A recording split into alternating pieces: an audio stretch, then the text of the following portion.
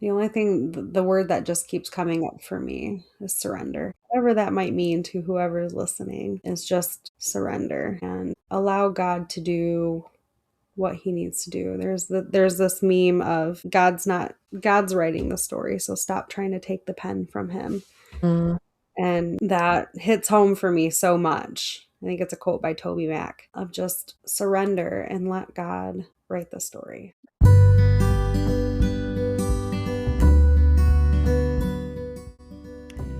Holy Wild Birth is a podcast embracing the reclamation of giving birth rooted in God's original design, undisturbed. Here, we share home birth stories highlighting God's presence as the great midwife, as well as conversations about all aspects of a holistic, spirit-led childbearing year, from the perspectives of myself, traditional midwife Lauren Hall, of Rooted in Eden Private Membership Association, And me, holistic birthkeeper and photographer Brooke Collier of Sister Birth.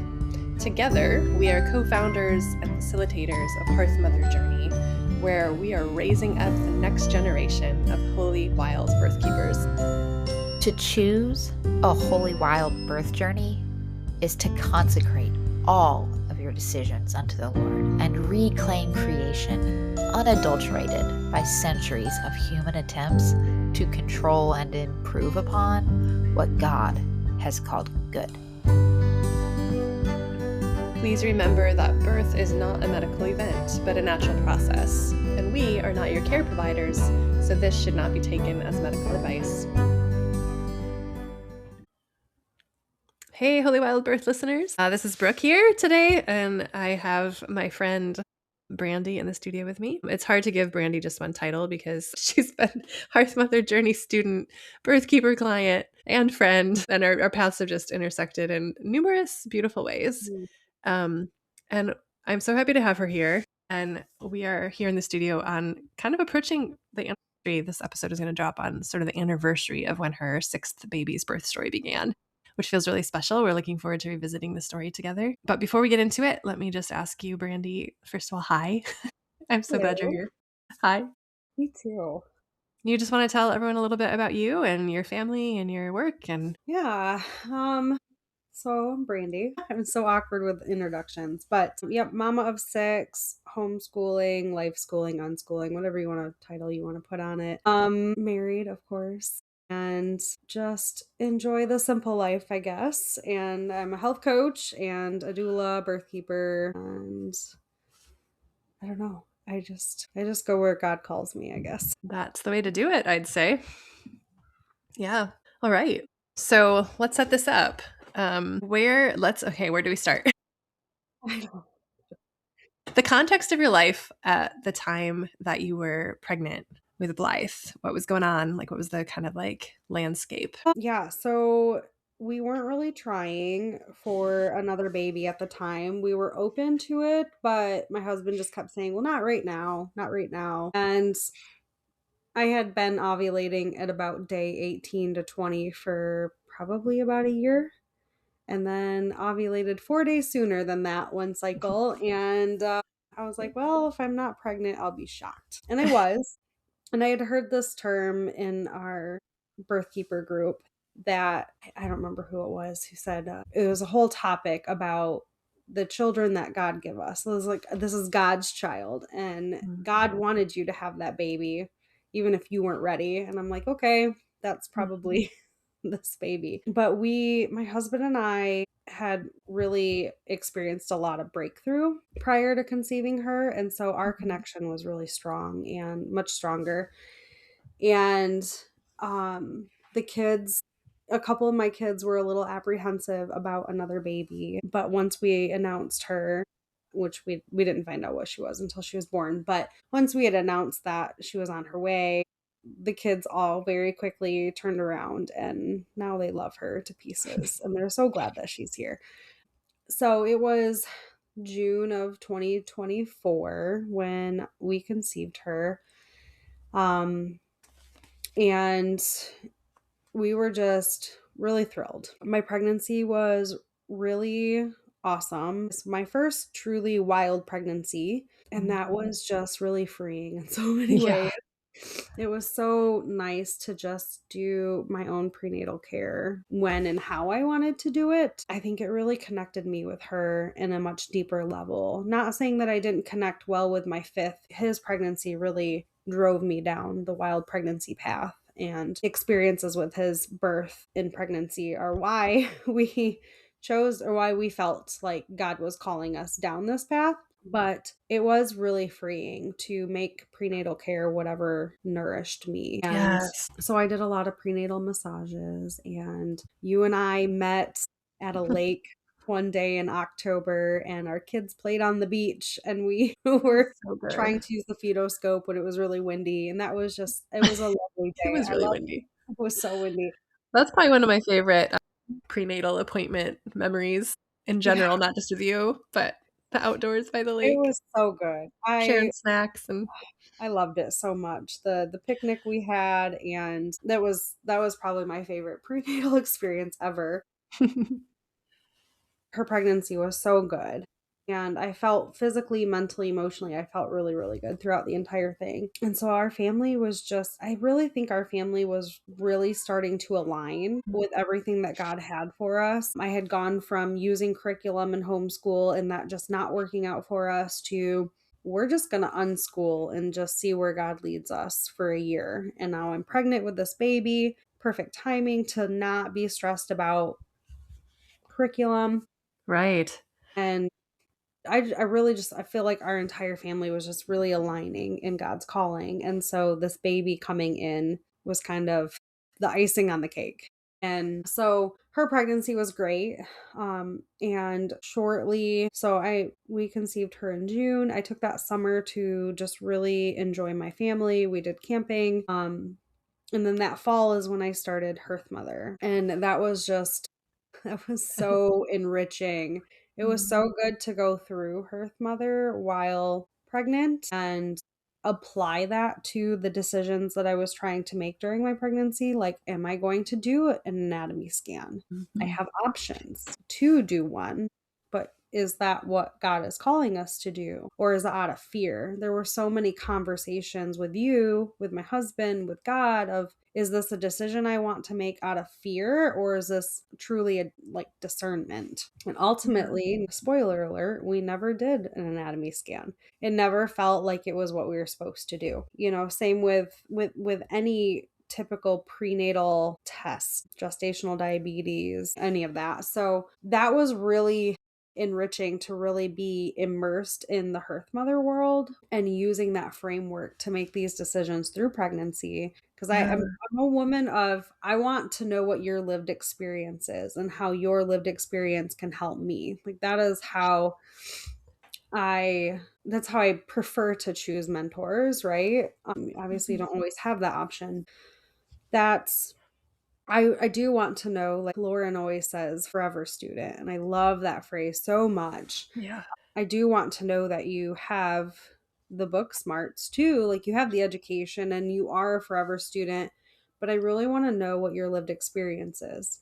And so as I went through her pregnancy, and really even now, she's almost a year old, there's so many things that I've walked through with her Mhm. pregnancy, her birth, and her first year of life that I often go, okay, God, this is really hard, but how are you going to use this Yeah. for a woman who comes behind me? Yeah.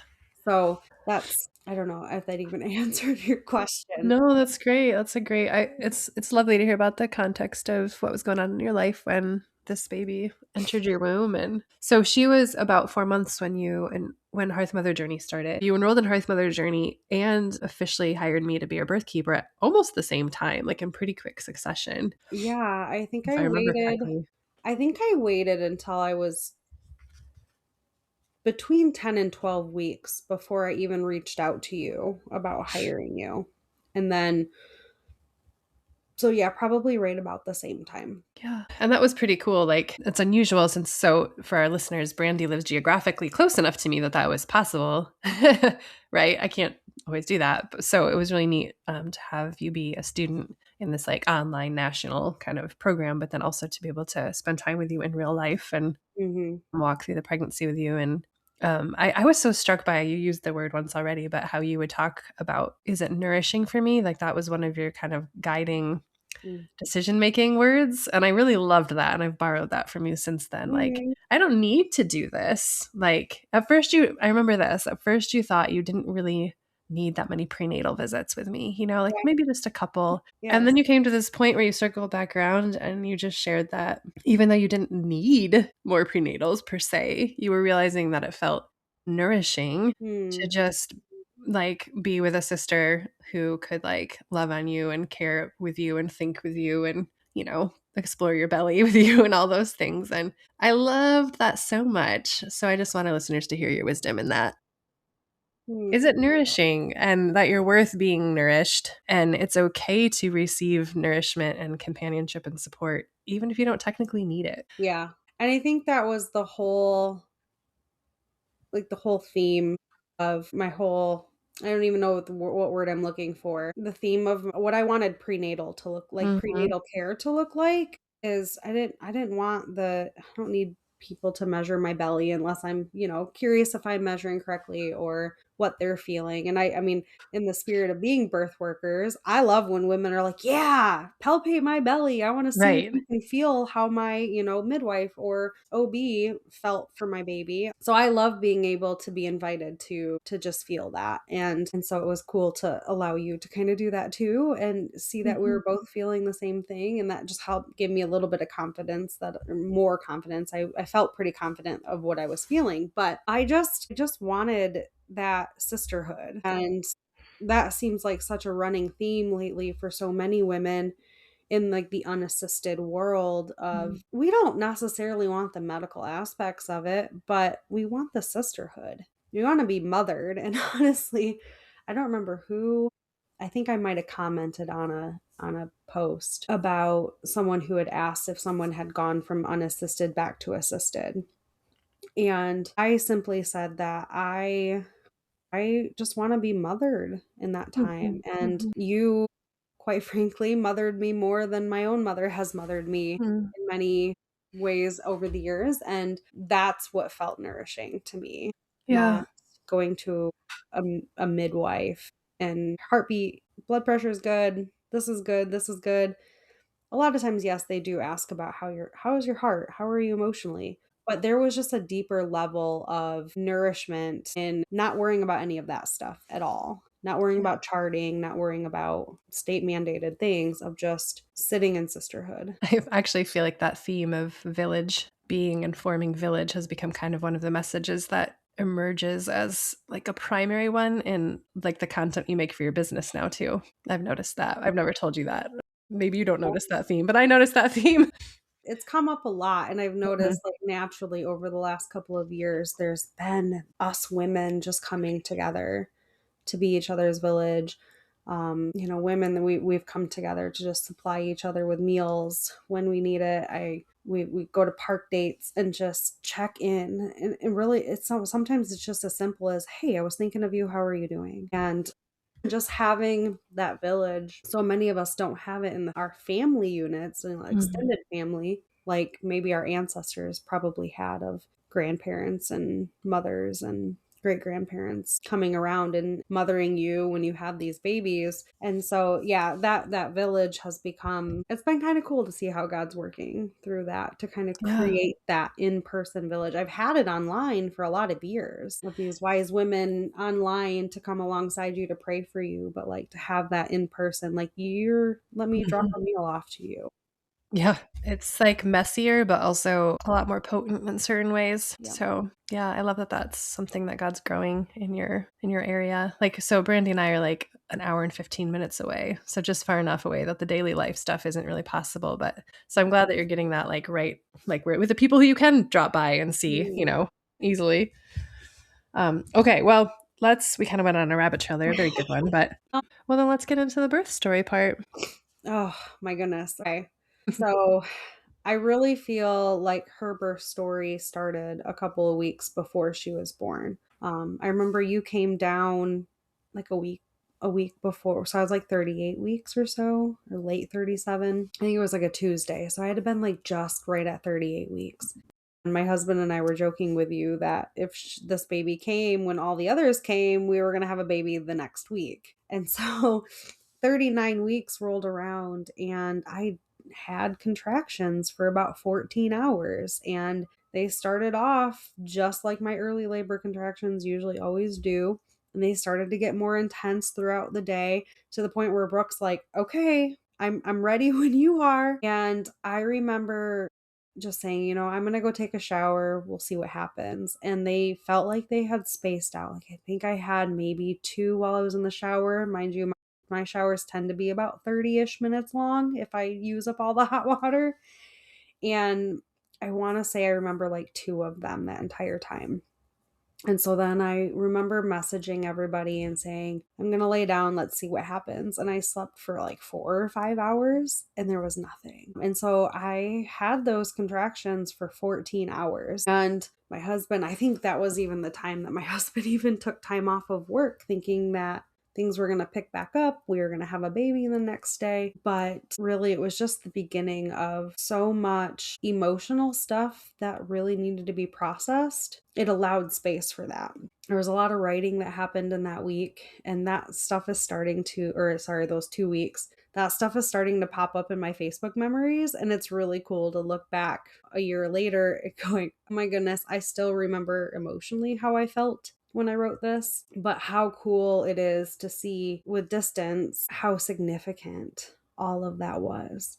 I had always prayed that I would have a pregnancy where I made it to 40 weeks. And I was very adamant that I was going to make it to 40 weeks this time. But then when I had 14 hours of contractions at 39 weeks, I'm like, okay, well, I usually have my babies at 39 and 1 anyway, so might as well just accept it. I had my birth space and everything all set up. My birth tub was ready.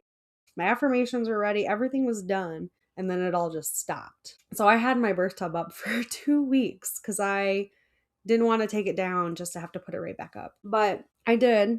I prayed to make it to 40 weeks and I did make it to 40 weeks. And I was really excited about that. But it seemed to be that right after 40 weeks hit, it's like each day that went by, I felt more and more weary. I had a harder time being distracted. I kept seeking confirmation that I was still making the decisions that God wanted us to make, that we were still within his will. So I did a lot of walking, lots and lots of walking, which this was end of February. So fun fact, I looked at the calendar yesterday and I couldn't remember exactly where I was at in pregnancy this time last year. So I looked at the calendar and this episode drops on a Wednesday. So what's that? The 18th, February 18th last year was 38 weeks exactly. So a lot of this emotional stuff happened exactly a year ago. And Yeah, this is an anniversary for you. yeah, and you're looking at end of February going into March, and here in Michigan, the weather can really be anything. You can have 70-degree days and you can have 20-degree days. Ain't that the truth? Today it's like mid 50s and sunny, and tomorrow it's supposed to be back down in the 30s. So when it was nice, I did a lot of walking in my woods. I did a lot of praying. I remember you used to in these last days and weeks, you'd use the phrase, when God calls this baby forth. And that stuck out to me so heavily that I would go to the woods and I would just sob, like, bring this baby forth. And it was a really significant phrase to me. And I've even heard myself pray it too, probably not out loud. I prayed it to myself, sitting in the birth space of other women who had really long labors, of just bring this baby forth, Lord. And so I did a lot of that, a lot of walking and sobbing. And I even I always, in these last weeks, always had AirPods in. We got a gym membership because I just wanted to walk all the time. I love movement, but I wanted to walk and stretch. Like if I could just do it all day long, I'd be happy. So we got a gym membership, and that particular day I was having a really hard time holding back the tears because here I was, I was starting to approach 41 weeks, and again, all of my other babies were born between 39 and 1 and 39 and 3. So, this was really uncharted territory. And I was trying to make myself look very uninviting at the gym that day with AirPods in both ears, Like, keeping my leave me face alone. like, don't talk to me. And this lady, I'm sitting on a mat next to the track and just stretching, and I'm sobbing and I'm listening to worship music. And she taps me on the shoulders, and I take an AirPod out and she goes, "Ma'am?" I said, "Yeah." She goes, "Are you pregnant?" And I chuckled because I'm like, obviously. And I was like, "Yeah." And she goes, "Can I pray for you?" I was like, "Yes, you can pray for me." She had no idea what I was going through. I don't even remember what she said, but in the moment, I was like, that is exactly what God just kept showing up. I would think that I'm feeling abandoned, and then he would just show up, and in ways that you would never expect. People you'd never met. I've never seen that lady at the gym since then. And so that was a lot. And Brooke, you called me a couple of times just to pray with me. And then I even had a friend of ours, Mhm. Jackie, call me, and she's like, "Can I call you now?" And I was like, "I'm in the bathtub, so sure." I was like, "As long as you're not weirded out by like this image of a pregnant woman naked in a bathtub, sure, call me." So she calls me, and I swear we were on the phone for like 2 hours just going through this prayer work that she does. It was such a gift. So good. None of that would have happened had she been like you reminded me of that liminal space. Mhm. This is Mhm. allowing all these things to flow. And March holds a lot of grief for me. I honestly cannot even count how much loss there has been in March because more than a dozen people have passed away in March. And it seems like almost every single day in the month of March, there's someone that I know that was close to me or in my family or friends have passed away in March. And this last March, my aunt had called me. We were on our way to the gym. I think I was going to turn 40 weeks the next day or a couple of days from there. I don't even remember what day of the week it was, but I was really close to 40 weeks, and she never calls me unless there's bad news. And so I knew that she was not calling to like, "Hey, is the baby here yet?"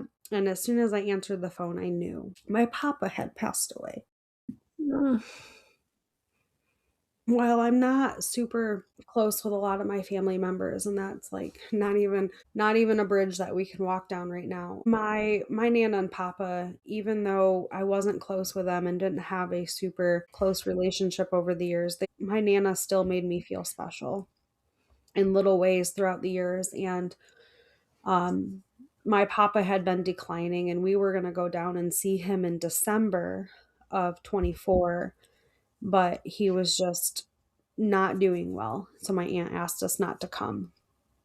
And Mm. so he passed away, and I said, "Well, crap." I was like, "I can't make it to the funeral." And she says, "Well, why not?" And I said, "Well, I'm due." I want to say it was the next day that I was due. And I was like, I've never made it this far, and I'm too afraid to risk going to Tennessee when we live here in Michigan for a funeral. And so that was really tough. And Mm. then a few days later, one of my closest friends passed away. She lost her battle to leukemia. And she was one of Yeah. the first people that we told about Blythe. Mm. We hadn't even told our kids yet. And she knew that something was different. And so she asked me, she goes, "Are you pregnant?" And I said yes. And she was so excited. And like I swear, it's like she was probably the one of the very, very first people that I felt safe enough to tell, because when you I know I'm sure you have felt this, and we've had this topic come up a lot in our group of when you have this many kids, people just stop being excited for you. They stop supporting you. They stop asking you how you're doing. They stop coming around. They're not there. Yeah. And I knew that she would be excited for us. And Mm. and so she passed away 10 days before Blythe was born on March 4th. So much loss. No, March 5th, sorry. Anyways, so that was really heavy, and I remember her funeral showing up there, and everybody's like, "Oh, you're here." And I was like, I mean, I'm glad I'm here because I get this closure. I get to grieve. Like, yeah, I'd rather be home snuggling a brand new baby right now. But I know Yeah. that I needed to grieve all of that, and one of the themes that keeps coming up in some of the births that I've attended and some of the birth stories I've been reading lately is like this sense of like control of like I don't want my baby born on a certain day. Yeah. And that was definitely once we hit March 1st, I was like, crap. My baby could Mhm. be born on a day that someone that I know and loved passed away. And in some ways that brought up a lot of fear of what if my baby is the next one to grieve in this month? And is that why she waited until March so that she could also pass away in the same month? And like that was really heavy. Oof. That was so heavy. I remember using my fetoscope multiple times a day Mhm. just to make sure that she was doing okay in there, and I Yeah. remember telling you when you were at our house for the prenatal of, like, I just kinda want her to be born now because then she'll I don't have to worry about her passing away. Mhm. Um, That fear had a real stranglehold on you for a bit. That was a really hard one to shake. yeah. Yeah. It was, um, Yeah. but in the end, like, it was very evident just how much God was gonna show up for us, and the Bible verse of "I'm doing something new" Mhm. kept popping into my head of just trust me, I'm doing something new. Trust me, I'm doing something new. I'm like, you're definitely doing something new because I'm like well past 40 weeks at this point. It just, yeah, it felt like a refining fire for sure. And then, okay, so this is where my dates start to get so muddled because at 39 weeks, I had the 14 hours of contractions that felt very normal to what I'm used to experience. And then at 40 weeks and 6 days, I had 12 hours of exactly 10 minutes apart for 12 hours straight. And I was just kind of confused by it. I was honestly kind of frustrated by it. I did at one point ask for, so Brooke had thrown me a mother blessing, which was the best thing. Don't do baby showers, do mother blessings. They're so much richer. That was amazing. And so all the ladies that were in the mother blessing, including Brooke, I put in a text group so that when I felt like I was in the birth process, I could text them, be like, please be praying for us. And they each had like this little candle from the mother blessing that they could light. And I remember texting in that group of asking if anybody would like to meet up at a park. And I want to say that was the week that she was born. I want to say it was the morning, it was Tuesday morning. So I was like 41 weeks exactly. The weather was pretty nice. It was like in the 50s, maybe a little more. And it was the day before I was having all those contractions and then they had just stopped again. So 12 hours of contractions and they just stopped. And so I was like, can we go to the park? And that was also the day of my papa's funeral. And so we were walking and I also in my pocket I had AirPod in. I was listening to my papa's funeral over Facebook Messenger, I think it was. And we were walking and one of my friends' husband came along with their two kids. And Adam, as we were getting ready to leave, Adam prayed over all of us and prayed over the baby and prayed over me and our birth. And I was like, okay, I'm going to go home. I'm going to have a baby tomorrow. And then Thursday, I'm going to lay in bed all day. And then Friday, it's going to be, I want to say it was like 75 degrees on Friday, or at least that's what they were predicting. And I'm going to go sit in the sun on Friday with a 2-day-old baby. That night, around 3:30 or so, maybe it was Monday that we went to the park. And then Tuesday on March 11th is when the contractions had started up. So I think it was Monday was the park and my papa's funeral. And then Tuesday is when everything started up. March 11th is a really big date in grief. So my papa passed away, and then my stepdad, well, I don't do the whole stepdad thing, but just for context, he passed away in 2011 on March 11th. And so there were dates that week. So March 11th had significance, March 13th had significance, March 16th has significance, all with loss. And so I'm like, this whole week, this baby cannot come. Like, I cannot have a baby on any of these days. So March 11th, we were leaving Meyer and I was going to go to the chiropractor to get an adjustment, and I had a really big contraction. that made me go, whoa, that was different than anything I had experienced the last 2 times. And so I had to breathe through it. And there was a lot of like really deep cervical sensations that I didn't have those 2 days of prodromal labor. And then that night I started getting bloody show. So I remember being really excited and like, this has got to be it now.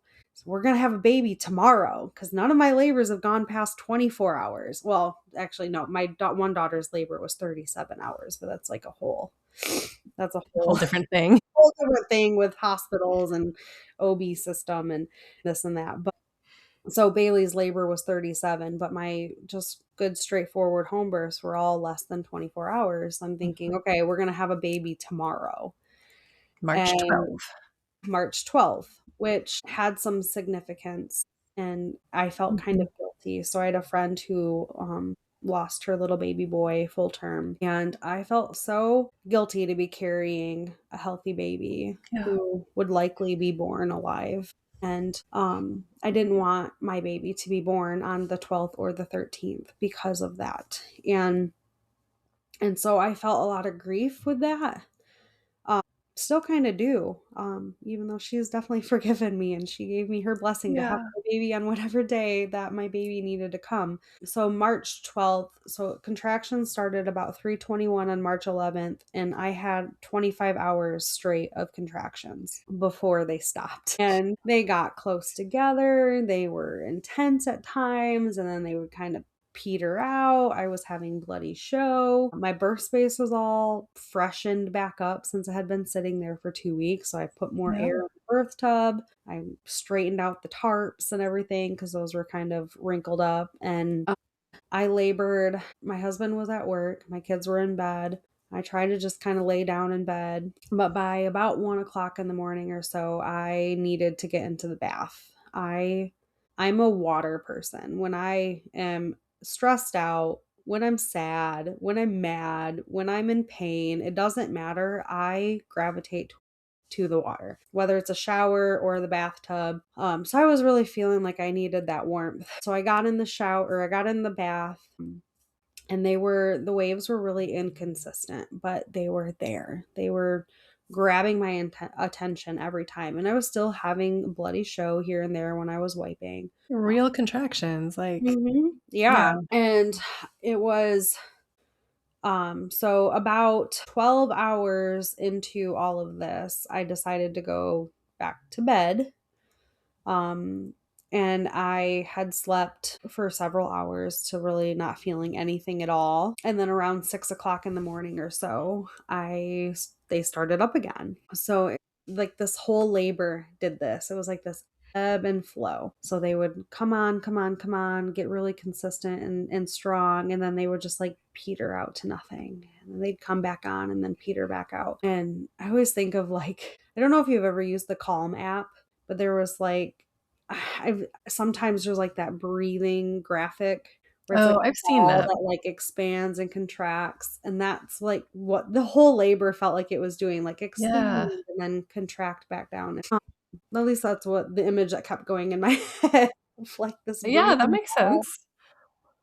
And so by about 6 o'clock, they were kind of coming back on. So I made like a really good hearty breakfast. I was like, we're going to have a baby this afternoon. You know, I've got about 12 more hours of this. Like I was stuck on this 24-hour thing. And so I'm like, we're gonna have a baby by this afternoon. I went outside and I walked up and down my driveway. Badrick was playing in he just turned 4.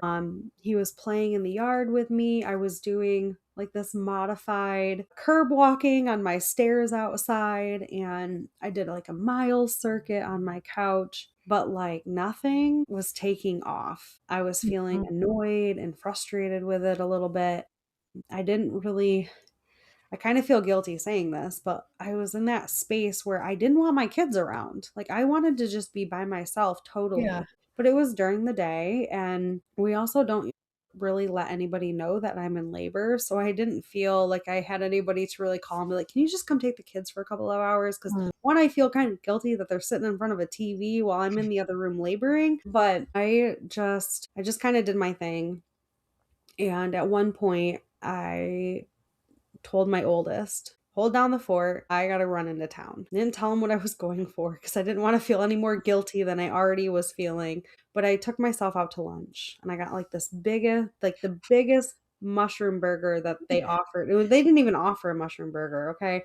I was like, listen, I want this burger you have on this menu right here, but I want mushrooms on it. Can you do that for me? Mm, So yum. I later found out, like a couple of weeks after my baby's birth, when I went to the chiropractor, that the lady who owns that restaurant also works at our chiropractor's office, saw me walk in and then saw what my order was. And she goes, she is really pregnant. Give her whatever she asks for. That's awesome. It was so sweet. So I ate this burger. I had their fries there. Oh my goodness. The best fries I've ever had. It was like the best burger. And that was my biggest craving that whole pregnancy is burgers and fries. That's all I I wanted. had a pregnancy where that was my craving as well. All I could think about. Like I would dream about a burger and fries and I could have 3 of them a day and still not be satisfied. It was ridiculous. And so I went out to lunch and I started having some really strong contractions while I was there. Went to the bathroom and I'm like, okay, like I should probably get home. I don't want to have a car or I don't want to have a baby in my van while I'm driving by myself. That's how strong they were getting. But then I got home and things just kind of petered back out. I remember you gave me like, okay, well, we could try these things. And so I did do like that sideline release. I did try some homeopathy stuff, but it's like the more that I did, the more my body rebelled against it. Yeah, I was like, no, Yeah. we're not doing Yeah. that. Yeah. Oh, you're gonna try? Well, I'm just gonna stop. So that I remember feeling like, okay, what is going on? And just trying to use that step 3 of getting curious. And okay, what is this trying to tell me? And so this rolls us into March 11th is Tuesday, March 12th is Wednesday. This rolls us into Thursday, which is March 13th. And that was a big day. That was a heavy day. So the morning of March 13th, the contractions had like completely ceased for 13 hours. Like nothing at all. I remember I went to bed, I was praying, crying, all the things, because that's just what I did. Like that Praying, was crying my and life. praying Pray, is cry, perfect. and just like wonder and be confused and try to get and try to understand all of it. So my husband had continued going to work these nights, and so he calls me Thursday morning. It's like just before 7 a.m.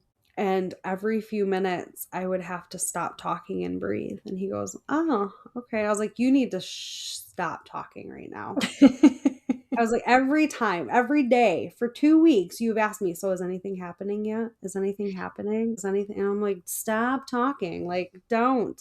I got so mad at him because every day he'd ask me, I'm like, you just need to go to work. I guess if it happens, it happens. If you're not here, then I guess so be it. I was like, I don't know what's happening anymore. I don't know what to tell you. And so every couple of minutes, I was breathing through a contraction, but I was trying to ignore it. I was finally in that space of like, this isn't real. This isn't happening. I'm just going to ignore it until I can't, which is wise words I hear from you all the time. Like that's even when I talk to my clients and text them, ignore it until you can't ignore it anymore. It's not my voice. It's Brooke's voice. That is one of my favorite things to say. And so I was trying to, and he's like, okay, well, you're having to stop talking and breathe through these things, whatever they might be, nothing for every few minutes. And so I talked to him for a little while. We got off the phone. I still kept having the bloody show. So it had been days of it at this point. Did you, And quick question, I yeah, can't remember. Did you check your own cervix at any point during these days with all the bloody show and contractions? I didn't until Thursday. So when so that morning I got up and on Thursday I got up and did all my normal things and ate breakfast, went outside and walked. I was like wrapping my belly up with a woven wrap to do that. And then um I went to the bathtub. Like I was in and out of the bathtub so much. And it was that afternoon. So about 4 o'clock in the afternoon is when I first started timing them that day. Like I had timed them at other times throughout this whole process, but they felt stronger. They felt really close together. So I started timing them and they were like 3 to 4 minutes apart. And that was about the same exact time that I was like, okay, something feels different now. I think you Mhm. guys should come. And it was right after I had texted the birth team text group that I checked my cervix. Okay. And I had never really felt like I wanted to know prior to that, but this time I was like, I kind of just want to see what it feels like. Because I'd never checked myself outside of like really early labor Mhm. and would maybe be like 1 centimeter or so. This time I checked and I was like, okay, that feels, I mean, most of the time when I check, I'm checking for like ovulation signs. And so you're looking at like Yep. what, maybe a centimeter dilated at that point when your cervix opens up for ovulation. Mhm. I was like, well, that's really different.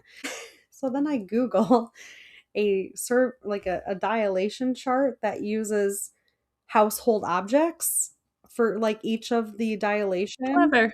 Yeah. And it was like a banana is for 3 centimeters or something like that. And I was like, okay, like that feels about right. So I would guess I'm like 2 to 3 centimeters, maybe 3 to 4, if I like really stretched. I was like, okay, so there's progress. And then I had started to think back to the two other labors that I had that I did have cervical checks. And I went from 3 to 4 centimeters to baby within hours. Right. So I'm like, okay, I think the birth team needs to get here. Yeah. And so you all did. You all Mhm. got here. And I think it was like probably around 7 o'clock or so that you guys got here. And I think I was still in the bathtub when you guys all started to arrive. What, and I say all by the two of you. And my Right. sister-in-law came to stay with the older kids, and she was only like 15 minutes away, and then you had your hour and 15-minute drive.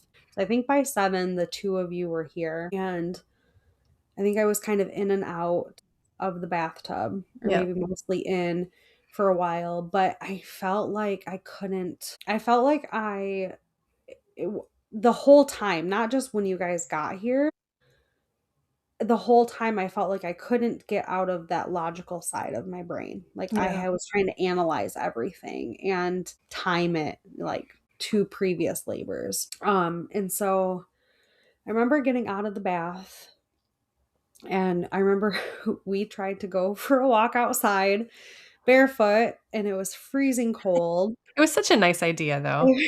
It was, like, it sounded so dreamy, It but did. it was way too cold. My feet hurt, your feet hurt. So we put shoes on and we kind of walked up and down the driveway. And I had a few intense ones while we were walking, but they were so spaced out again. They went Mhm. from intense 3 to 4 minutes to, I don't even know, 7, 10, 15 minutes apart, and like hardly noticeable. And so I remember walking. I remember sitting we sat in the living room chit-chatting, and I remember we were also talking about other births that you had attended where the mother just didn't even look like she was in labor, and then all of a sudden you had a baby. And I'm Right. It like, oh, happens. maybe that's the way this is supposed to go. And so I remember us chit-chatting, just kind of like moving different spots in the house and the Mhm. kids going to bed and Yeah, us and you just were not deep in labor land, and I remember no. laughing a lot and just being silly with your husband and, Yeah. like, putzing around and yeah. Like, what are we even doing here? Like, we just decided to have a party? I Although was I like, enjoyed it too. You don't always get the, like, just kinda hanging out thing at a birth. Later, I ended up feeling, like, really warm fuzzies about "Aw." that we did have some of that time to just kinda hang out and just really sink into one another's company and presence before It things got was really nice. It was probably one of my fondest memories of mm.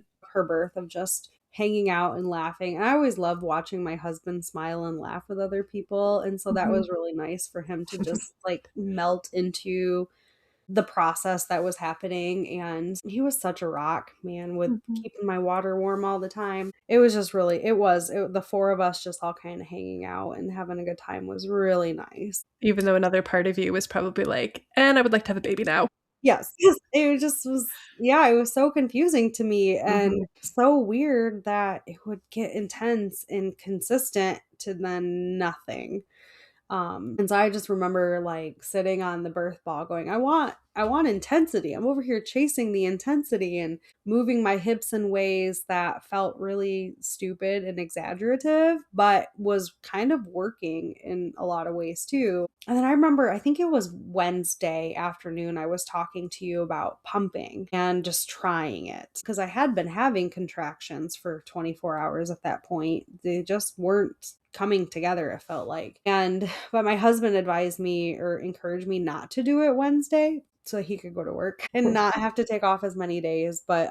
And so I didn't do it Wednesday. And then it's like he was already home. Let's just try. Let's see what happens. If my body likes it, cool. And if not, well, it is what it is, right? And so I remember everybody's wanting to go lay down. My husband had worked the night before, so he was kind of tired. And so everybody, I think you went on one couch, Mallory went on another couch. My husband went and laid down with, I think Badrick was in his own bed at that time, but he went to go lay down. Maybe Badrick was with him. And I sat down on the birth ball next to my bed and I pumped. And just a few minutes later, I was like, whoa. And then a few minutes later, another one hit. And I was like, holy crap, that's something. It's got real fast. My husband started like nonchalantly timing them and he's like, those are like a minute apart. And so I was timing them on an actual contraction app and they were 2 minutes apart, lasting 90 seconds. And I could not sit. And we could hear you downstairs. Yes, and I'm not a you vocal were in it. person. Right. I am not a vocal person usually in labor. Like I might have some like low moans most of the time, but this was something. And so I remember at that point, everybody's like, okay, well, I guess we're not going to sleep now. You came upstairs. I wanted to get in the tub because I had stopped pumping. I think I pumped for 7 minutes and I was like, I can't do this no more. And I ripped them off.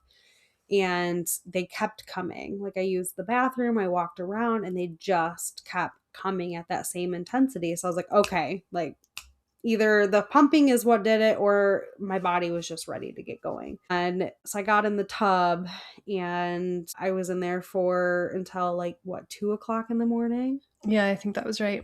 So maybe 2 hours or so. And they just once again decided they were done. They kind of very slowly became less and less convincing. Like I remember when I came up there, I thought, oh yeah, like we're having a baby, like soon. And then they just kind of lost their momentum. Yeah. But there was a sweet moment where Badrick came in Yes. and was sitting at the edge of the pool, just kind of looking at you. I got a little picture of that, I remember. Mm-hmm. And that was a special one for you. You want to share why that was a special one? Yeah.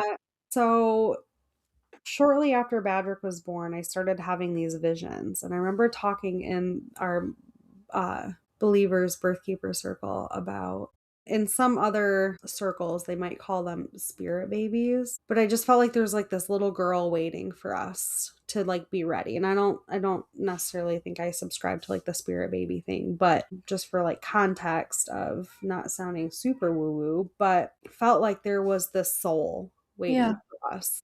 Yep. To just be ready to welcome her in. So I started having these visions of this little girl running around with Bailey, which was my oldest daughter. She turned 12 in August. And this little girl just running around with Bailey, of holding this little girl. I just started having these visions. And one of those visions was me in the birth tub. Badrick looked to be about 2.5, 3 years old. Outside the birth tub and gives me a kiss. And in that vision, I started weeping.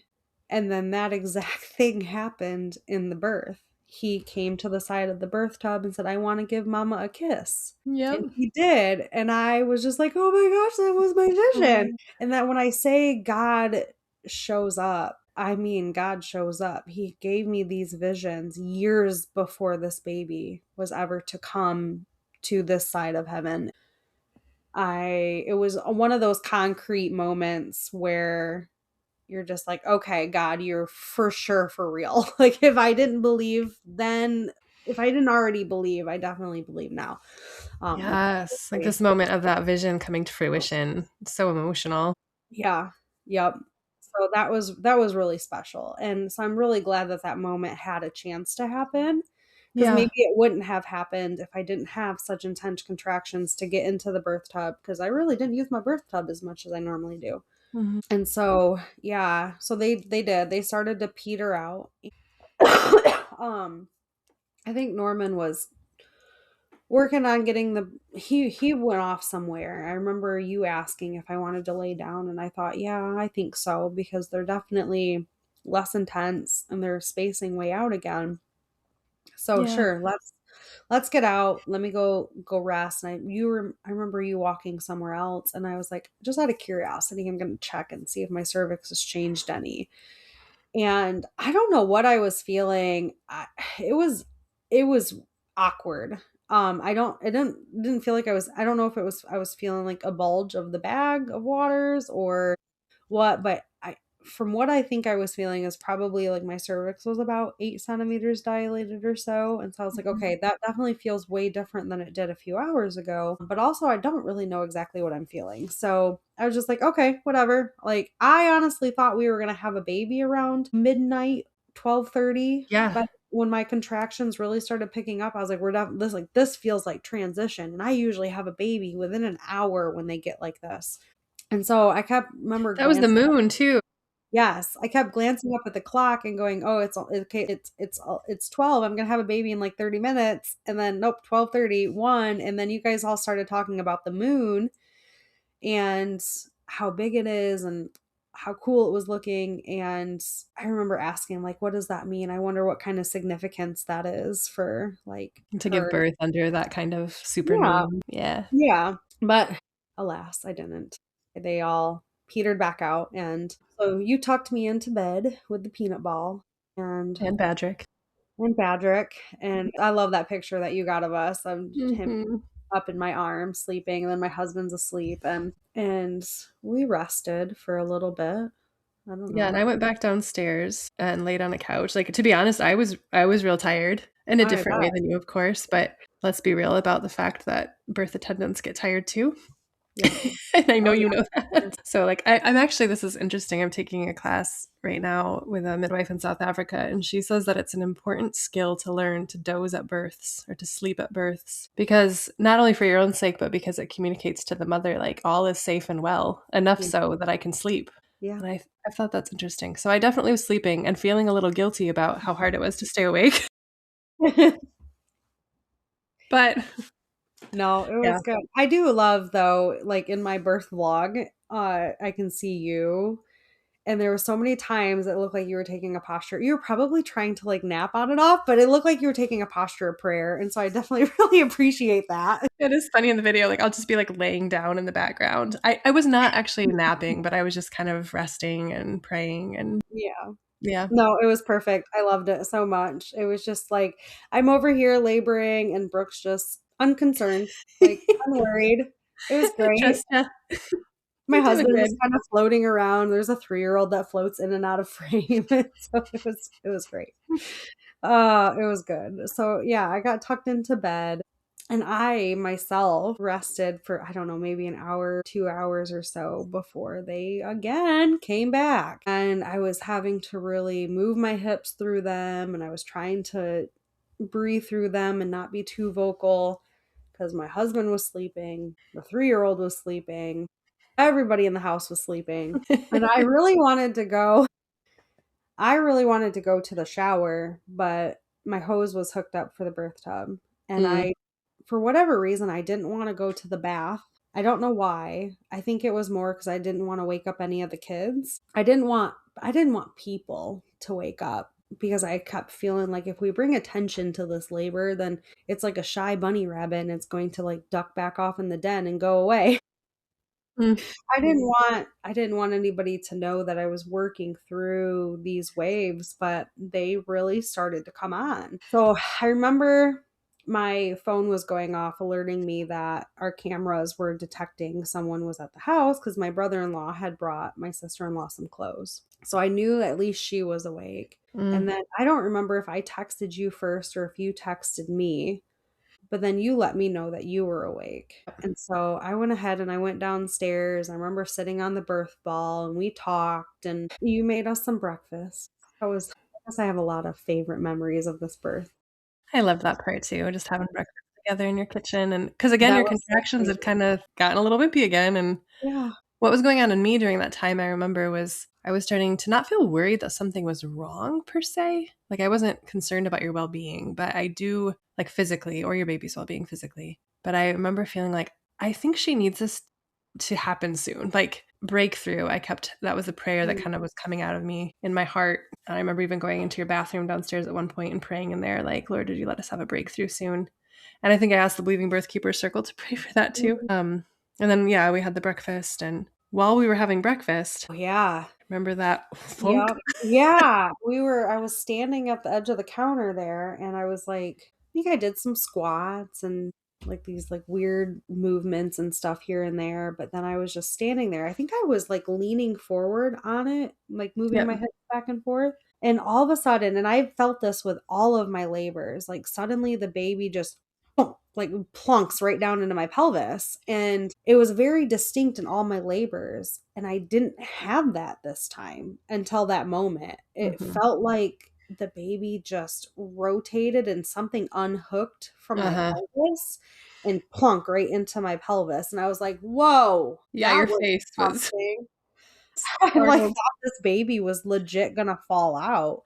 Mm. Um, I was like, okay, well, I don't know what that was, but I think baby might have been hung up on Mm-hmm. something and isn't anymore. But I think in the back of my head, I was thinking, okay, I'm gonna have a baby like right now. Like I'm gonna drop a baby on this floor, and I didn't. Like nothing happened. It was so anticlimactic that I think I kind of doubted that it had much significance. But so I remember going to the bathroom many times and would feel once I would like stand up, it'd feel like my thighs were wet again. So then I would like dry them off, but I wasn't peeing. So I'm like, well, maybe my water is broken a little bit. But with all of my other ones, there was always that moment my water would break and there'd be a gush. And with this, it just felt like a very small trickle would go Mm-hmm. down my legs. And so I'm like, okay, well, the baby freed off of something. Now I'm trickling water. Okay. In one, I don't know if my mother in law will ever listen to this, but on one hand, I was like, it's my mother in law's birthday on the 14th. Oh, I don't think I didn't touch on my friend calling me the morning of the 13th and giving me her blessing to have my baby. That was the day that her little boy was born. And I didn't end up having her on the 13th, but I think that was part of the emotional process of just Yeah. surrendering to whatever day this baby wanted to be born. And so even though I wanted Mm-hmm. my baby to have like a unique birthday and not really necessarily share it with anybody in a sense, I was just like, I need to have this baby. We're going to have this baby today. I don't care if it's the 14th. Mm-hmm. Like she can be born whenever she wants to be born. Surrendering that control over, like, it seemed like you had blacked out dates almost. Like, Ah, these dates are blacked out, and you were like, on some level, trying to sneak in having a baby between the blackout dates. And yes. it was like you had to take the black off tape off of the calendar, Yep. and just like that was part of your full surrender. Yep. Yep, exactly. And I think once I surrendered to having her, that's when even physically everything shifted. And so mentally, emotionally, obviously, spiritually, obviously, but physically things had shifted. It was like, I don't know if that emotional block is what was creating like a physical block, I perhaps. mean, that happens. Yeah. Right, right. Well, like we as birth workers know that that happens, but I guess like deep down I wasn't thinking there was that much of an emotional block that would actually create a physical block. Mm, I don't think I truly believed that because with all my labors, like with my fifth, I wanted him to wait until 40. yeah. And I would tell myself, nope, I'm going to be pregnant for the rest of this week. This baby's going to wait until 40 weeks. I'm not having a baby this week. And then I went into labor, ignoring it, but also not believing it, and was like, I'm not in labor. I'm not in labor. Like basically willing myself to not be in labor. And I had a baby. And Yep. so it was like, I didn't want to be in labor with him. And I was in labor and I still had a baby, even though emotionally I didn't want to have a baby. And so I don't think I truly believed that emotions played that big of a role to create a physical block. Sure. So, and like I had Well, said, I will also add, like, we did kind of discover later another more physical reason that the labor might have yes, been what it was. So we'll get to that later, I think. But I do, right. even in hindsight, kind of feel like there was something about those dates that I was think so. one of the hangups. Yeah. I absolutely think so. I was holding on to control over when this baby was going to be born and when this baby was not going to be born. And once I was like, okay, I don't care what day this baby chooses. I just want to have a dang baby already. Right. Because we had the breakfast and then You had the kerplunk.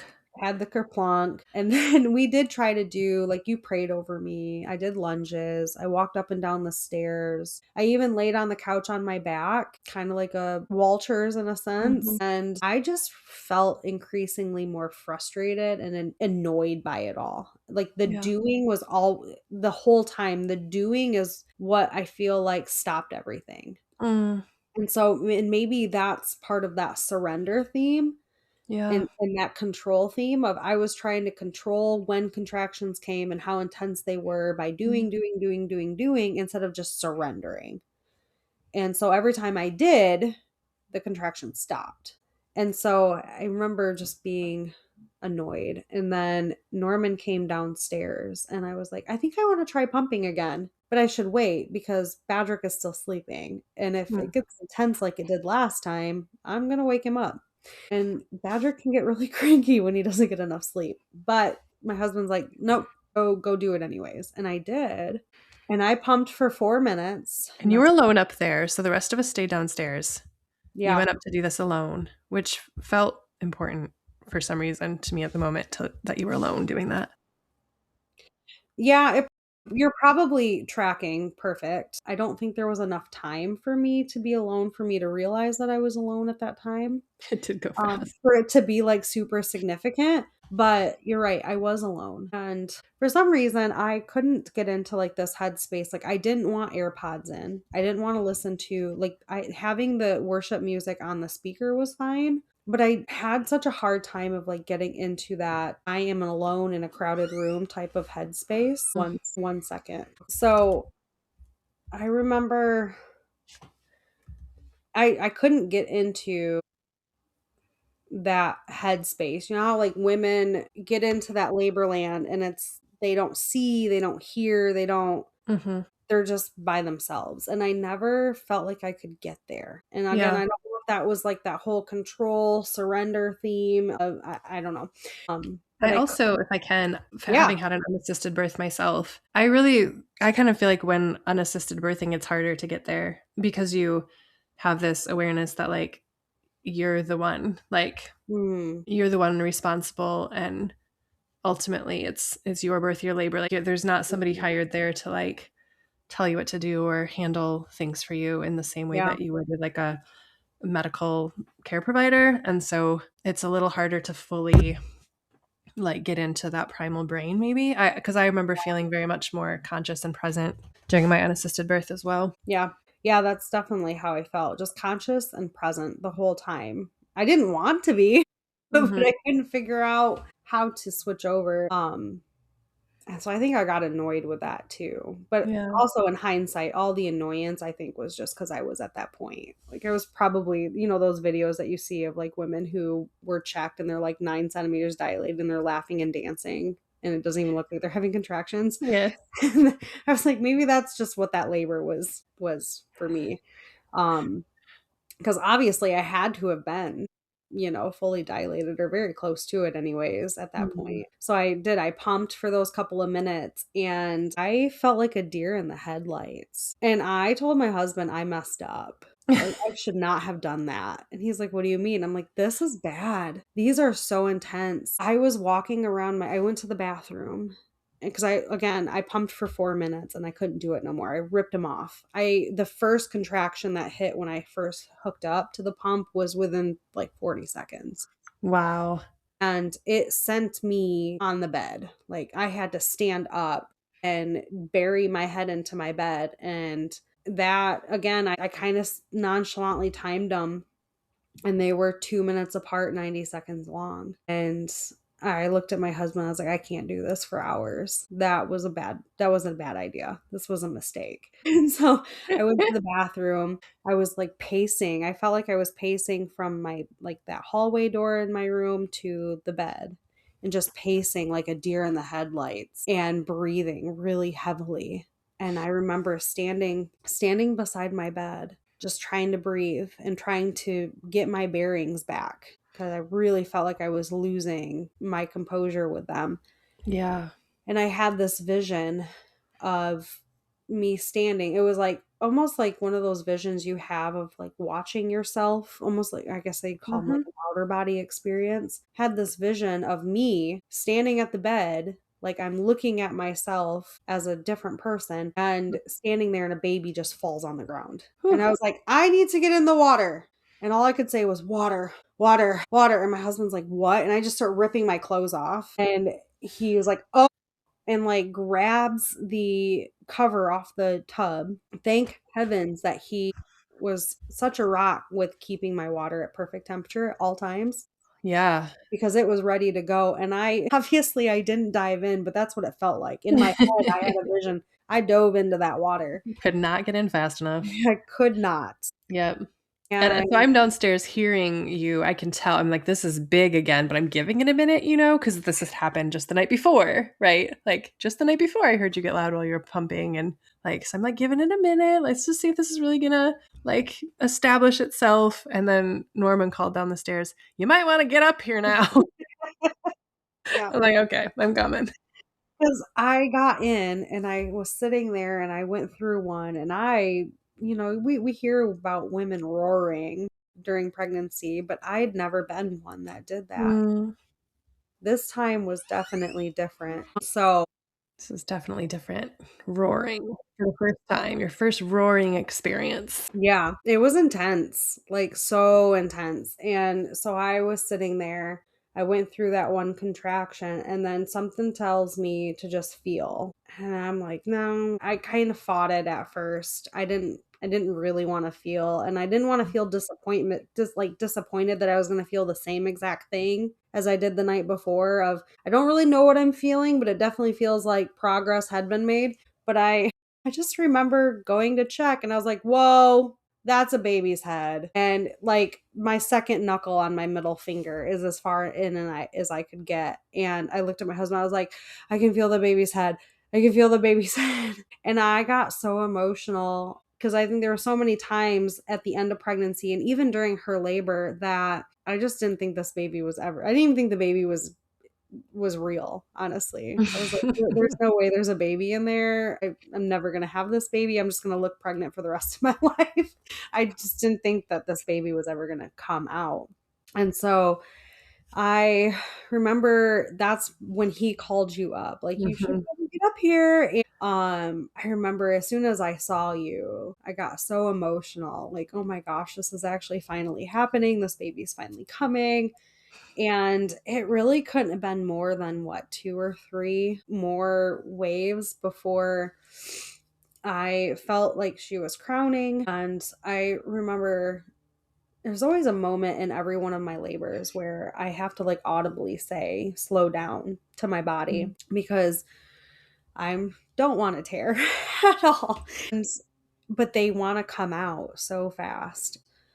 So I remember saying, slow down, and my husband making a stupid joke over on the other side of the room of, for someone who wants to have this baby, I wouldn't say slow down. I remember, like, internally I was laughing at that, but externally I wanted to be like, shut up, I'm trying to have a baby here. And then I just remember I finally felt like I had the green light from my body. Like we had passed Mm. that point that I could just go ahead and let the baby be born. And I said, heads out. And then my husband said, baby's out. And I don't think I was like completely there when he said that. But I mean, in the video, you see me just pulling her right up. Mhm. And When I, untangling her cord yep. And so she was smoothly. had like that little bit of a wrap, and I just kind of like moved her body in a certain way. And that moment felt really surreal because I really felt like it was never going to happen. And so she was finally there, and she was so aware from the moment that she was born, but she was quiet. And she's Mhm. still very much like that, but She she was was so present. she's Yeah. very present, very, very Mhm. present, but she didn't feel a need to cry. Mm. Um, Instinctually, I was doing all the stimulation stuff, and sometimes I look back on my video like, "Why did I do that?" But it was just very instinctual, like, Mhm. and that was such a redemption moment for me because my Mm. last birth, the student, well, she was the a really good friend of mine.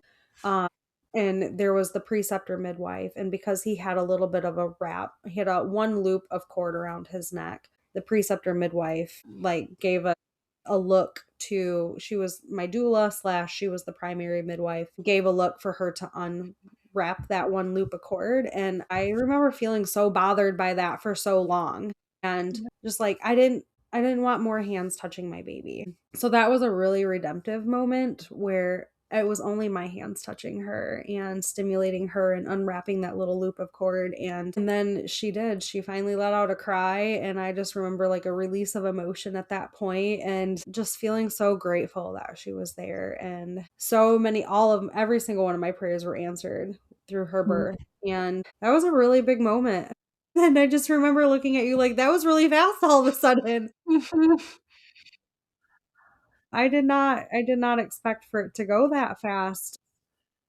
Yeah. And then my husband at one point was like, "So what is it?" And I Mhm. didn't wanna look. I didn't wanna look, and I think like, subconsciously, I always knew that she was a girl. I just didn't want to get my hopes up because the last time that I thought my baby was a girl, he came out a boy. Right. I had been right for all my others prior to that. So when he was not a girl, like I had thought my entire pregnancy, I was shocked. Like I was so Mhm. grateful that he was healthy, he was here.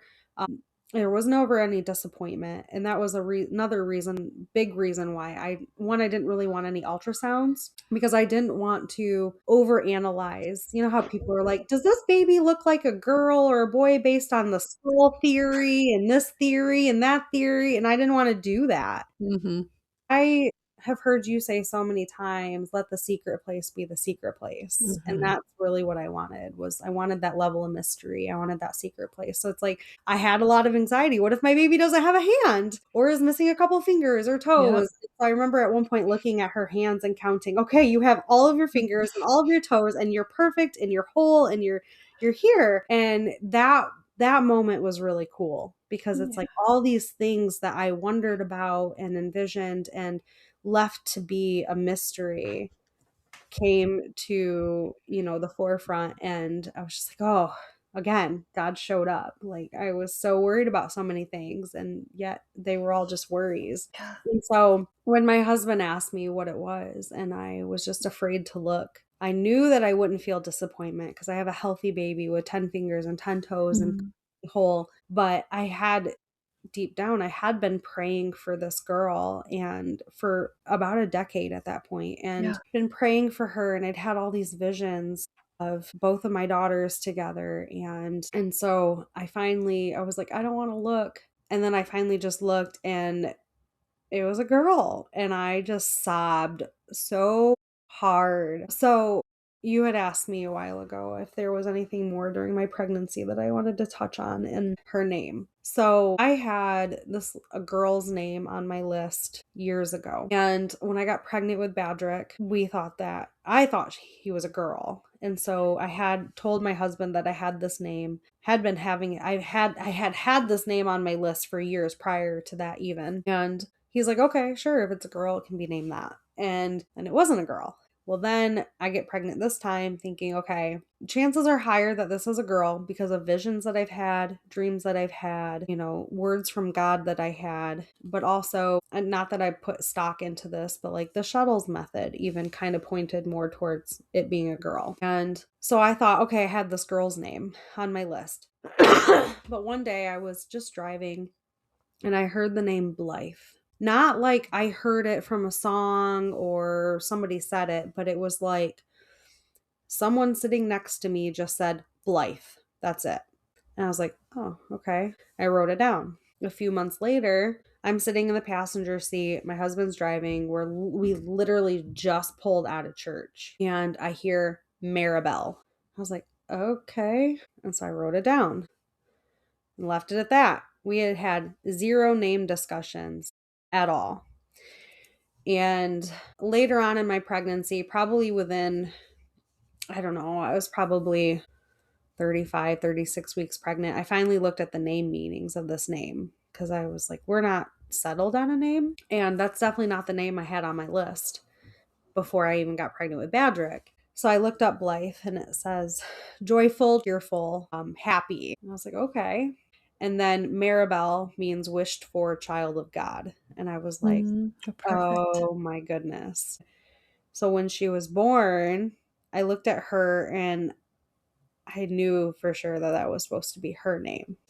So my husband's like, well, what about a name? Because again, we had zero discussions. Like, we didn't even go, should we talk about names? Do you have any ideas? Like, nothing, zero. And so I told him, and he goes, okay. I was like, is it stupid?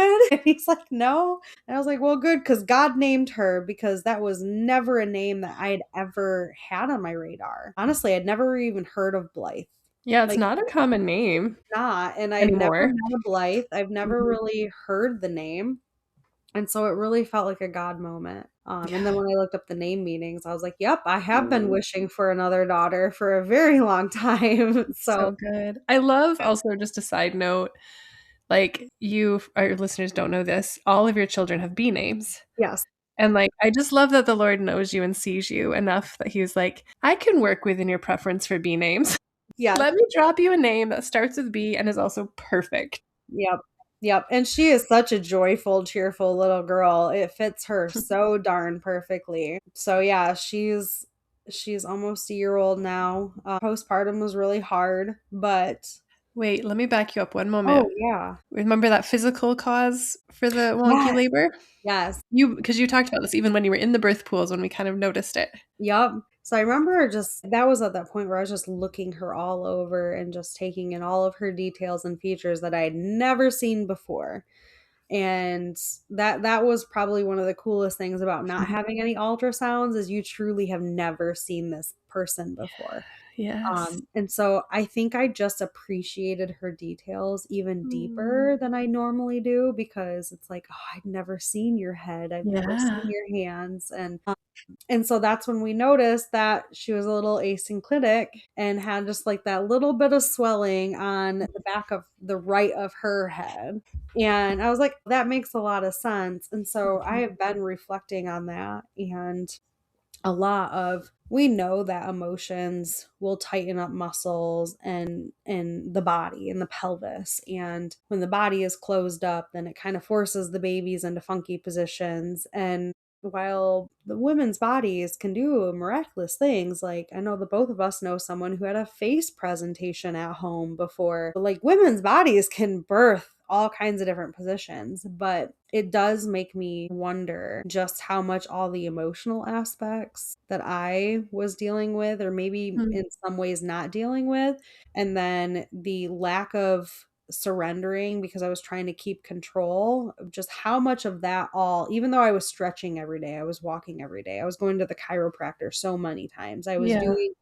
I was doing all the spinning babies. I did inversions every single day. I did miles circuit. Even though I was doing all those things physically, how much more Hmm. influence does the emotional effects, like the emotional aspects, have on the physical? That's an interesting thought. Yeah. I don't have an answer for that. I don't either. That's reflecting and wondering. Mhm. But Yeah. yeah, Yeah, so so if our listeners don't know, asynclitic means that instead of the head coming down like straight on, it's like the head is cocked to one side since you can't see video, listeners. And so that can obviously it makes the diameter of the part of the head that's coming down through the pelvis wider and just not as like not aligned as much in the pelvis. So it can make the descent of the baby a lot harder and just to take longer. And it doesn't make birth impossible, obviously, but it does make it more challenging. So mhm. the theory that we were playing with is like her labor contraction pattern being kind of what it was. I like to think of there being positioning contractions that are ones that are not necessarily so much trying to move the baby down and out as trying to move the baby into the right position. And that can create these elongated and sort of strange labor patterns sometimes. So that might have been part of what was going Yep, on with this being just longer and more stop and start and different than your previous labors. yep. Yeah.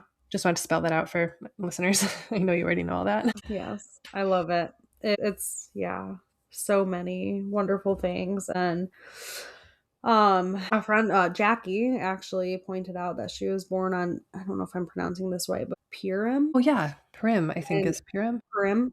Um, and so that felt kind of significant too. I kind of sort of dove into Yeah. that a little bit after she was born, but then I think I kind of abandoned it to all of her postpartum issues. And my focus all went to all of her feeding issues and trying to get through that. But again, even through all the postpartum stuff that I had with her, of her not gaining weight, I really think just the experience of it all is something that I'll definitely be able to use to help other women too. So Yeah. um, even though postpartum wasn't the best. And I'm looking at our time and feeling like you have so many things to say about your postpartum that are so valuable and hard, but ultimately valuable, and such good examples of like even you applying the way of the hearth mother to the parenting choices you made and the way that you approached those challenges, even while you were struggling. But man, I just to comment on it from the birth keeper perspective, those moments with you in the pool, first just discovering your baby's wholeness and your surprise, like, oh, you're now here suddenly, but finally. Suddenly, but finally, both. And then you discovering that she was the girl that you had longed and hoped for. I mean, I was weeping behind my camera for sure. And I actually don't necessarily cry at every birth, but that one got me. It Oh, was, yeah. And then your kids came in yeah, too. yes, And that yeah. was so sweet. They missed that birth because it went so fast that I think Yeah. some of They them were were still still snoozing. sleeping and Yep. some of them were awake and they just couldn't get up there fast enough. And that's one vision that didn't quite play out the way that I had envisioned it, of all of the kids kind of surrounding the birth tub and they kind of announce what she is. But it was still perfect nonetheless. And just to get my daughter's reaction, and you got it so beautifully on camera, it still makes me so emotional every time I see Seriously. it. She was a mess in They a good way. are Just the best weeping. of friends. Oh my goodness, they're the best of friends. So it's so Mm. good. But it was a, having someone in your space like you, a wise woman who isn't afraid to succumb to the emotion of the room too, is such a gift. So thank you for that, because it was wonderful too. I could hear you, even though like in that moment you're so engrossed in what is going on. Like I could still, that added to just how much more special all of those Mm. moments were to me, knowing that like you felt that emotion too. And even my husband did, because he had to walk away at one point. He doesn't like to show emotions, and I knew exactly what was going on, and he might not admit it, but he had some emotions escape his eyes. And So cute. so yeah, it was such Yeah. an amazing birth, and I'm so thankful for every minute of the 63 hours that it took for her to finally come out, Mhm. and the 2 days of prodromal labor contractions that I had prior to that, and all the emotional aspects that had to play out. I think it's, especially with the Hearth Mother framework, all of it has helped to just make the way that I show up for women a deeper, richer Mm. walk with them. Yeah, I'm sure. Well, the Lord wastes nothing. Yeah. Like, no experience we have isn't available for Him to use in our lives. And so I think both in your personal life and just in your own heart, there's so much He gave you through Blythe's pregnancy and birth that have transformed and grown you and encouraged you in your faith. But then also, like, for you to be a hearth mother, birth servant, and birth keeper, like to be able to carry the lessons learned from that and kind of pay them forward, and just how that affects the way that you show up. And I know you've paid forward the long labors. You've attended the others' very long labors since your own. And just, I have to believe that you learned some things about how to be with that, Yes, how to be with a long labor. Because it's challenging, it is. but you got to learn some things about that from doing it yourself. And yeah, so many Yeah, good things. lots of good things.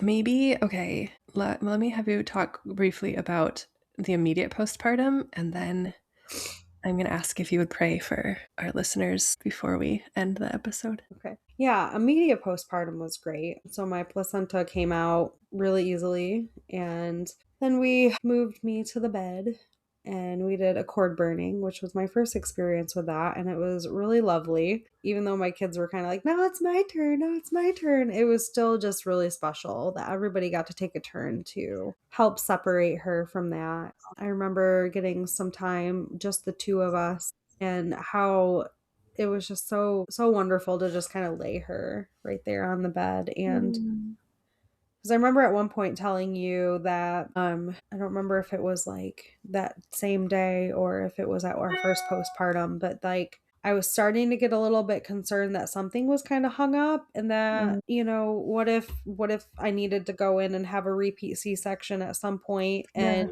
God really shut that down. Mm-hmm. Fear made it very clear that that was just fear talking. And so when I was sitting there in my bed looking at the pool just over yonder, going, thank you, Jesus, for answering every single prayer, and every fear did not come to fruition, and here she is. And that immediate postpartum was so wonderful. And I did get to go sit outside on a Friday when it was like 75 degrees outside. She was just only a few hours old versus 2 days old. And so I did get to go sit in the sun for a little bit, and that was wonderful. And my husband feeds me so well when he's home. Oh, yeah. He brought you up some great food very shortly after you gave birth. And so media postpartum was amazing. And Do you remember then, the bird? yes, the bird is still one of my favorite parts of her, just like hanging out on the screen of the window. Yeah, you had that like rip in your screen, and this bird was just sitting on it and like tapping on the window. I've Yeah. never seen that before or Yeah. since. And she stuck around for several days. Did she?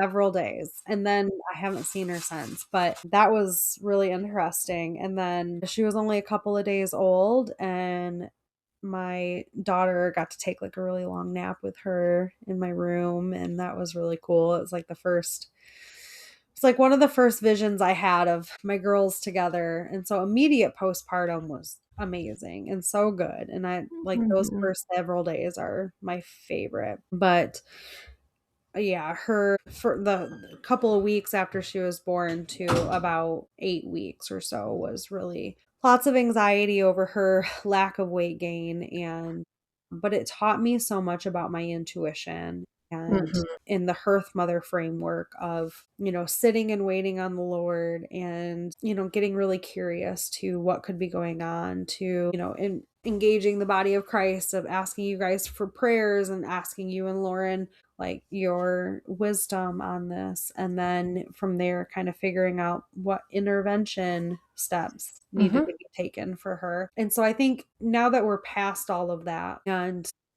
she's still nursing really well. She never had formula, even though that pediatrician's like, your milk is not good enough. Here's formula. And I was like, you don't know what you're talking Mhm. and so, but it all, as much as it really, honestly, for lack of a better term, really sucked to go through, I see now on the other side the lessons and all of that, and how I was able to, even in the midst of all the anxiety and postpartum, the hormones going around, postpartum is a mess sometimes. And I can see now how even through the chaos of all of that, you can still slow down and use these Hearth Mother steps intentionally to make these decisions. And every decision before you make it, checking in with the Lord. Is this where you need me to go? I still have no idea why he wanted me to go to the pediatrician's office, because she was not helpful. I went there twice and have never returned. But I think the theme for that, or the lesson in that, was just obedience. Yeah. And so even if it doesn't make sense, even if it didn't have any lasting effect or didn't help, there was an obedience in going.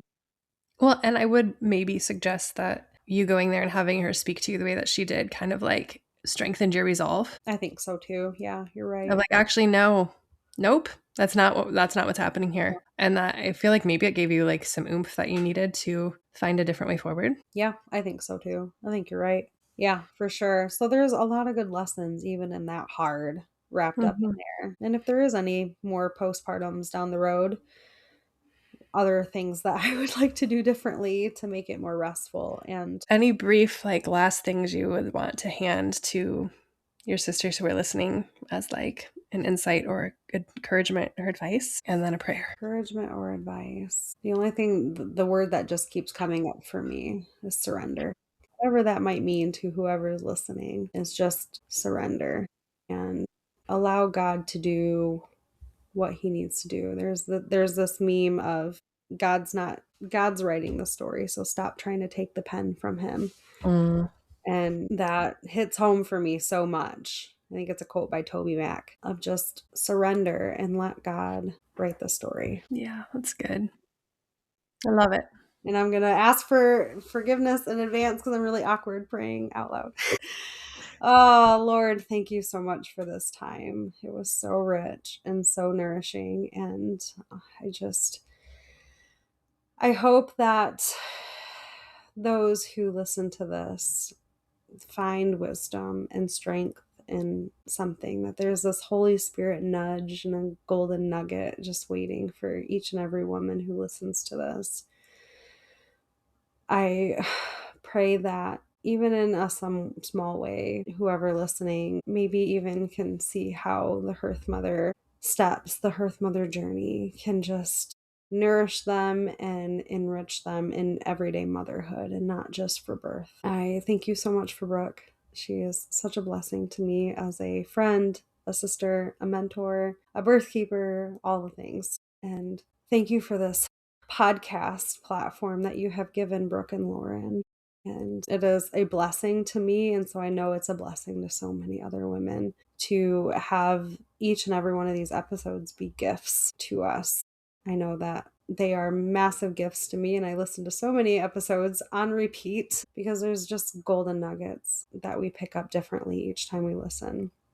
And so I pray that someone listens to this episode about Blythe's wonderful birth story and finds encouragement and strength and confidence in it to continue consecrating all their decisions to you in the path that you have them on. So thank you. Amen. Amen. Thank you so much.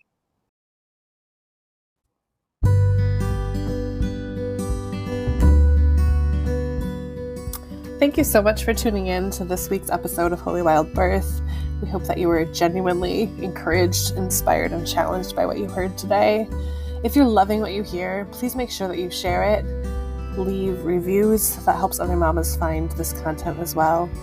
And don't forget to read the show notes, okay? Because that's where you can find our email address if you want to reach out to us and start a conversation. It's also where you'll find free offerings as well as invitations to work with me and or Lauren. We can't wait to get to know you. See you next week.